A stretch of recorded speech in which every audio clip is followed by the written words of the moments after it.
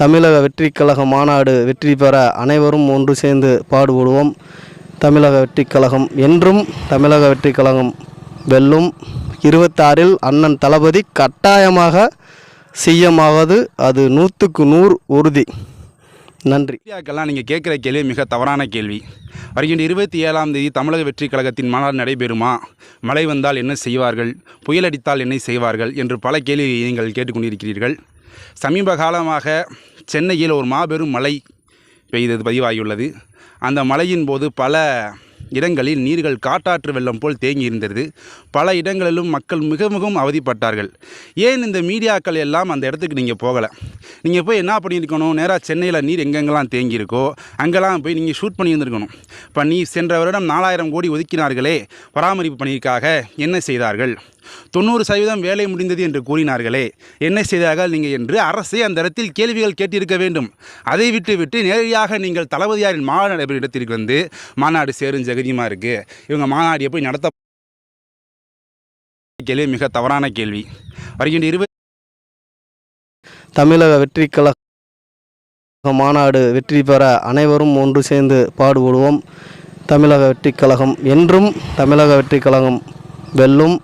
26இல் அண்ணன் தளபதி கட்டாயமாக சிஎம்மாவது அது 100க்கு 100 உறுதி. நன்றி. மீடியாக்கெல்லாம் நீங்கள் கேட்குற கேள்வி மிக தவறான கேள்வி. வருகின்ற 27ஆம் தேதி தமிழக வெற்றி கழகத்தின் மாநாடு நடைபெறுமா? மழை வந்தால் என்ன செய்வார்கள்? புயல் அடித்தால் என்ன செய்வார்கள் என்று பல கேள்வி நீங்கள் கேட்டுக்கொண்டிருக்கிறீர்கள். சமீப காலமாக சென்னையில் ஒரு மாபெரும் மழை பெய்தது பதிவாகியுள்ளது. அந்த மழையின் போது பல இடங்களில் நீர்கள் காட்டாற்று வெள்ளம் போல் தேங்கி இருந்தது. பல இடங்களிலும் மக்கள் மிகவும் அவதிப்பட்டார்கள். ஏன் இந்த மீடியாக்கள் எல்லாம் அந்த இடத்துக்கு நீங்கள் போகலை? நீங்கள் போய் என்ன பண்ணியிருக்கணும்? நேராக சென்னையில் நீர் எங்கெங்கெல்லாம் தேங்கியிருக்கோ அங்கெல்லாம் போய் நீங்கள் ஷூட் பண்ணி இருந்திருக்கணும். இப்போ நீ சென்ற வருடம் 4000 கோடி ஒதுக்கினார்களே பராமரிப்பு பணிக்காக, என்ன செய்தார்கள்? 90% வேலை முடிந்தது என்று கூறினார்களே, என்ன செய்தார்கள் நீங்கள் என்று அரசே அந்த இடத்தில் கேள்விகள் கேட்டிருக்க வேண்டும். அதை விட்டு நேரடியாக நீங்கள் தளபதியாரின் மாநாடு இடத்திற்கு வந்து மாநாடு சேரும் ஜெகதியமாக இருக்குது, இவங்க மாநாடு எப்படி நடத்த போகிறாங்க, திட்டமிட்டபடி மாநாடு நடைபெறுமா?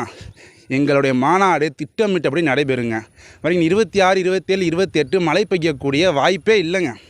சரிங்களா? அந்த 3 நாட்களும் மழை பெய்யக்கூடிய வாய்ப்பே இல்லை. அப்படி மழை பெய்தாலும் அதற்கேற்ற முன்னேற்பாடுகளும் எங்களுடைய தளபதியார் அவர்களும் எங்கள் மாநில பொதுச்செயலாளர் அவர்களும் அங்கு செய்து கொண்டிருக்கிறார்கள். எங்கள் மீது மிகவும் பண்பாகவும் மிகவும் அக்கறை உள்ளவர் அவர்கள். சரிங்களா? எல்லா பணிகளும் அங்கே பம்பரமாக போய்கிட்டு இருக்குங்க. ஒருவேளை மழை பெய்தால் என்னங்க, ஒருவேளை மழை பெய்தால் அங்கே வரக்கூடிய கூட்டம் வந்து குவார்ட்டருக்கும் கோழி பிரியாணிக்கும் 200 ரூபாய்க்கு வரக்கூடிய கொத்தடிமைகள் அல்ல நாங்கள். குவார்ட்டருக்கும் கோழி பிரியாணிக்கும் 200 ரூபாய்க்கும் வரக்கூடிய கொத்தடிமைகள் இல்லை நாங்கள். அங்கே வரக்கூடிய லட்சக்கணக்கான இளைஞர்கள் தளபதி என்ற ஒற்றை முகத்திற்காகவும், தளபதி என்ற ஒற்றை பிம்பத்திற்காகவும், தளபதி என்ற பெயருக்காகவும் வரக்கூடிய கூட்டம் அங்கே வரக்கூடிய கூட்டம். சரிங்களா? எங்களுக்கு மழை வந்தாலும் சரி, மிக பெரும் புயல் அடித்தாலும் சரி, என்ன வந்தாலும் சரி, அங்கு லட்சக்கணக்கான இளைஞர்கள் திரளுவார்கள். எனக்கெல்லாம் ஒரு ஆசைங்க, மாநாடு நடைபெற இடத்துல மழை வரணுங்க. நான் எங்கள் அல்லாட்ட கேட்டுக்குவேன், மழை வரணும்னு தான் கேட்பேன்.